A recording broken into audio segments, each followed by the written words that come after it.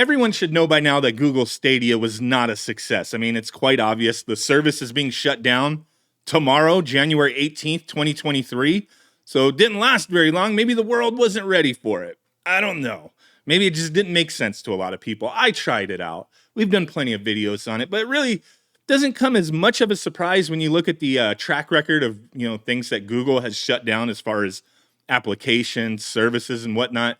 Going to killedbygoogle.com, you'll see a huge list, tons of stuff that I wasn't even aware of. Some things that I thought were still out there, but obviously are not. This thing goes on forever and ever, a lot longer than I initially had thought. But yeah, they have a history of just, killing different applications and services and whatnot. Just the way it goes, man. And unfortunately, if you bought into Google Stadia, yeah, you're not going to be able to use it anymore. But the one good thing is that Google did approach this in, I think, a decent way, like refunding people's money. I had a Founders Edition, and then when they had like the $20 or $25 bundles that they put up, I had a couple of those. They refunded all that. They've refunded me everything, and I think some people may still be waiting for refunds, and they're working on that. But I did get refunded for all the controllers that I bought from them. And for those of us who still have these, there's good news. They announced last week that they are going to have a tool to enable Bluetooth for the Google Stadia controller, which it was, kind of wasn't exactly worthless. I think you could use it wired, but, to use it Bluetooth on your PC or other devices, that was, what a lot of people wanted. And now they're making that happen. So they did just put this out today, how to enable Bluetooth. And we're going to do that live, in this video, get this set up and test it out and see if it actually works. Now, there are a couple things to note here. So the service shuts down tomorrow. So they're saying, hey, if you still want to play Stadia, don't do this because it's going to permanently disable the Wi-Fi connectivity. So please wait to update your controller if you want to use it to play wirelessly on Stadia tomorrow, the final day. There's a lot of people going to be doing like live streams of Stadia. I don't know. But yeah, you might want to wait a day if you still want to get on there, but don't wait too long because there's actually some other information here, which kind of sucks because how many of these things are just hidden out there that people aren't aware that you could do this, or they just kind of threw it to the side, or, whatever. I don't know. Landfill, who knows? But you only have until December 31st of this year to update it so it can use Bluetooth mode. I don't know if because I haven't done this yet. We're going to do this in this video. I don't know if there's any way that people could back up this tool or whatever, reverse engineer it or something to keep it live out there for people. Like I said, I don't know exactly how it works. We're just going to run through it in a second here. But yeah, if you don't do it by the end of the year, then you're most likely not going to be able to do it unless somebody finds a workaround. But let's go ahead and get this started, see what we're supposed to do. So we go to stadia.com controller, switch to Bluetooth mode. Okay, so they just have it straight up on the website here. No like crazy digging, it looks like. Stadia.google.com controller. Okay, switch to Bluetooth mode.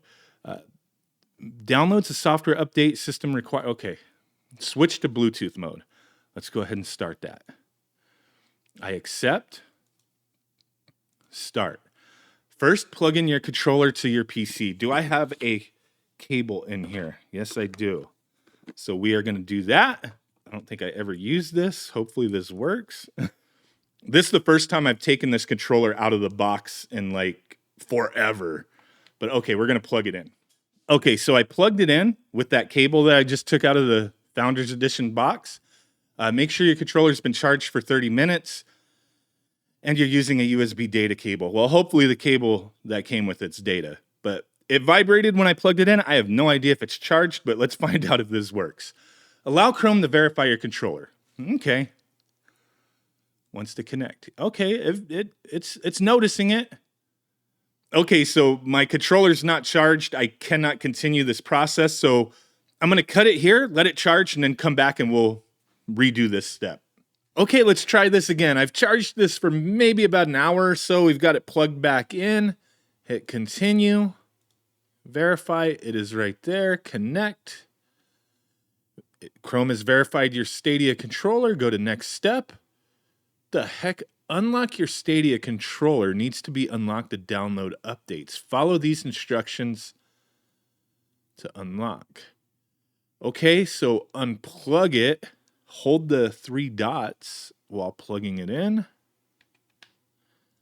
and then press the 3 dots, the Stadia button, and those 3, or those 4.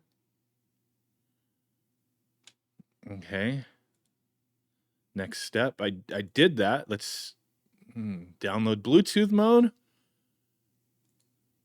Connect. So I have no idea what just happened, but it did finish updating. But during the process, everything on my computer went haywire. My USB interface for my microphone just cut out. All my processing just went wonky when I got my mic back connected. I don't know what happened, but we are updated and ready to go to use this, supposedly. So let's see what it says down here. Learn how to pair with Bluetooth. We're going to hold the Stadia button and the Y button. Okay, a couple seconds. It vibrated. The light is flashing orange. Okay, what does it say next? Oh, it just gives you the status lights. Flashing orange, you're in pairing mode. Flashing white, connecting. Solid white, connected. So let's go ahead and get into my Bluetooth settings and add a device. We are in pairing mode, so it should pop up. There it is down there. Unless somebody else right next to me somewhere is trying to pair a Stadia controller, but that should be it. It went solid white immediately, so we're connected. Sweet. That's what I'm talking about. Well, let's go ahead and find a game.